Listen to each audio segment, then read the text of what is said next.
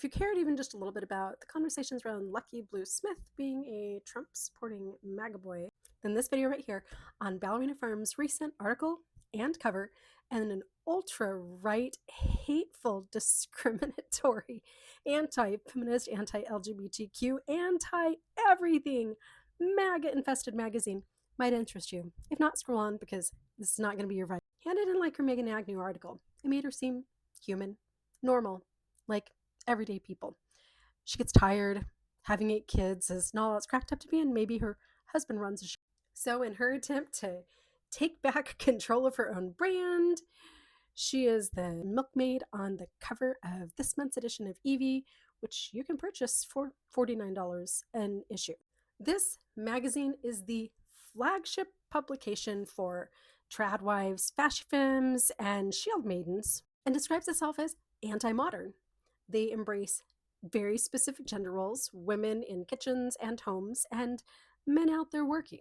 Women in skirts, like Jesus would have wanted them to be in the Bible, and men in suits and pants and shorts, like Jesus never would have worn in the Bible. This magazine is literally chock full of articles about how the government is trying to vaccinate us to somehow destroy our health and bring down civilized society.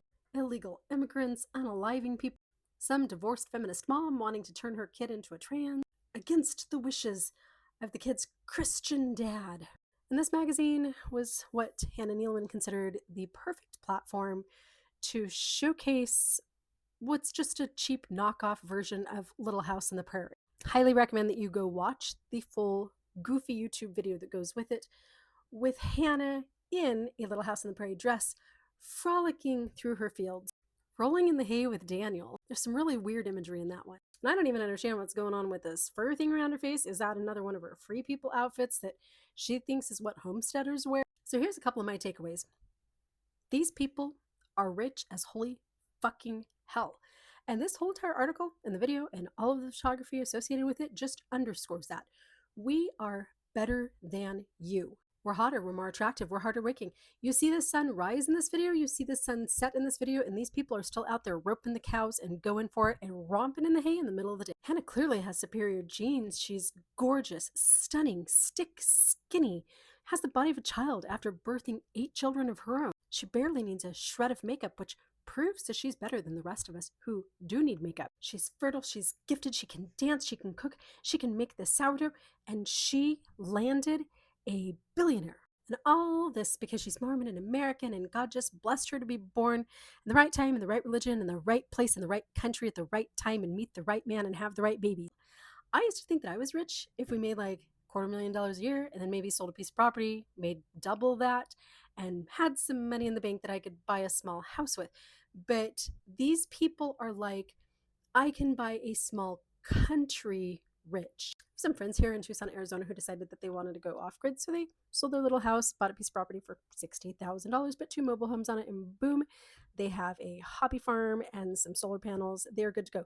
The Neelemans were already multimillionaires when they started Ballerina Farm, and they plunked down $3 million just on the farm with millions of dollars of improvements. My farm friends, they buy their clothes at Walmart and feed stores.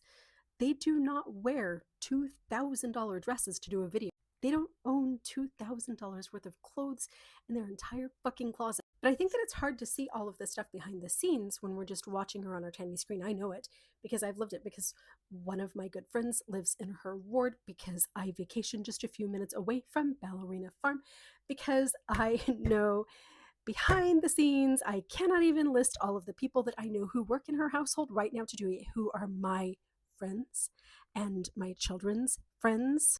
And I was Mormon for 44 years, and I was a homesteading influencer when Hannah Neeleman was like a middle school girl. But for those who don't know all the details behind the scenes, who are just watching her on their tiny screen, she looks so sweet and approachable and just like us. And that's what we saw when we read the Megan Agnew article. She's a woman just like us. And she has a husband who's sometimes a jerk just like ours, and she struggles, and maybe her life isn't as secure and happy and perfect as we think it is, and maybe she actually gets tired, and maybe she wants to go to Greece, and then she gets some piece of shit apron, and we all freaked out and we saw this free Hannah thing. And Hannah Neeleman's response to that is to swing the other way with this big statement piece that I am not normal. I am not like you. I am better in every way that it is possible to be better. By the way, land ownership in America is now the great class divider, which it didn't used to be. That was the American dream.